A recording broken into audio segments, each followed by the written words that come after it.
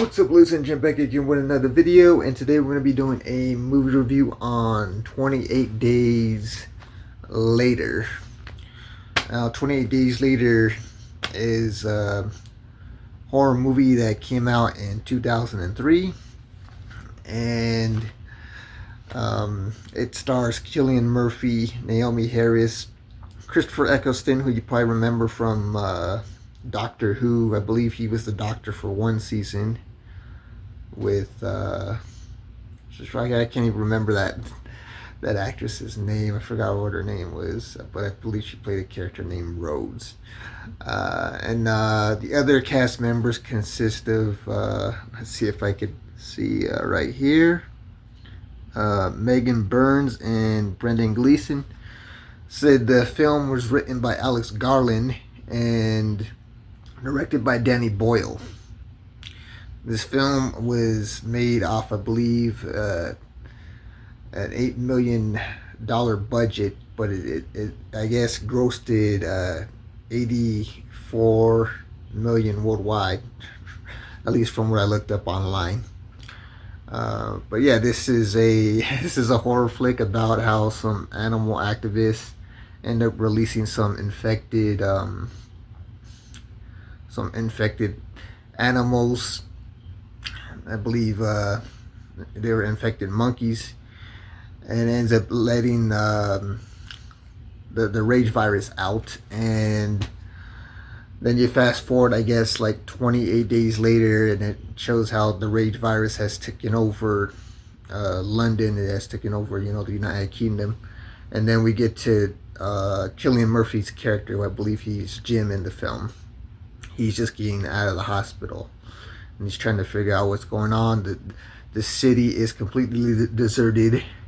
Eventually he comes across other survivors played by Naomie Harris and Megan Burns, as well as meeting up with Christopher Eccleston's character, which he's like a military character in this movie.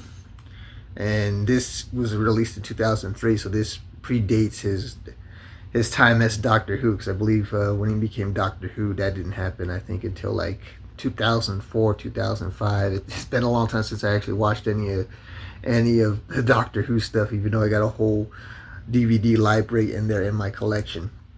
But no, this was shot brilliantly well. It's a good mixture of horror and drama. You get to know these characters a bit more, and eventually how they get to bond and stuff, and you get behind that whole character development, as well as the the horrors of the film, which if you listen to, I guess, like the DVD commentary on this when you're watching the film, as well as the commentary on the deleted scenes, I believe Alex Garland describes them as either infected or as zombies. I just saw a recent YouTube short where they were interviewing Cillian Murphy about his time making 28 Days Later, and they asked him, "Hey, do you miss working with zombies and stuff?" And he points out how he thought it was unique at the time on how, I guess, they made the infected, or how they made the zombies of the film to be the first ones to run in the movies, which predates the ones that we see run in the what should I call it? What's that other what's that remake that's out there? That remake with what's they call it? The Dawn of the Dead remake that came out, I believe, 1 year later after 28 Days Later.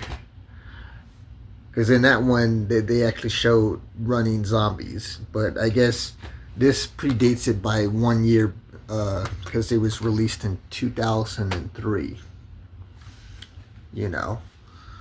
But yeah, he mentions that in the interview, Cillian Murphy, on how 28 Days Later, they were the first ones to make the infected or make the zombies run in their film, before we would see it with the Dawn of the Dead remake that would come out another year later in 2004, which has its own good cast of its own. You know, that's a good remake. You know, remakes are hits and misses these days. But back to 28 Days Later, you basically get to get into the carnage and the horrors of the film. It was shot excellently, like I said, and it was also made on a much lower budget. But overall, it was a brilliant horror movie with a good cast, and we'd have to wait, you know, a few years until we actually got the sequel. You know, and as you know, as the recording of this video, we have the latest installment coming out in a few weeks from now, 28 years later.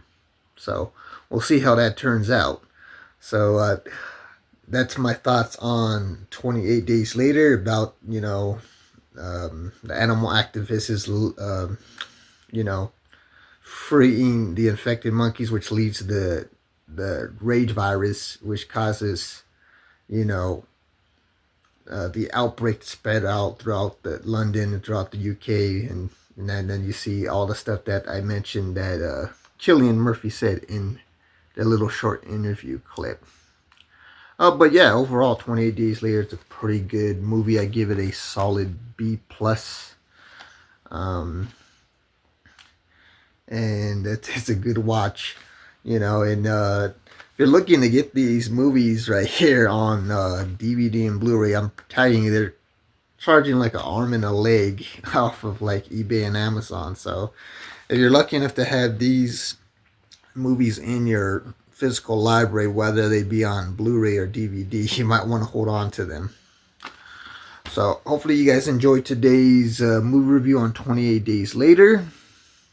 I'll be back again 1 week later to review the sequel, so stick around for that. And if you want to see more content like this, I got a whole lineup of movie reviews you can check out here on the channel, as well as other similar content such as my DVD Blu-ray haul videos, my YouTube vlogs, and others numerous content. So if you want to stick around, then make sure to like, share, comment, and subscribe. And I'll see you guys around for the next video. Have a great day now. Peace.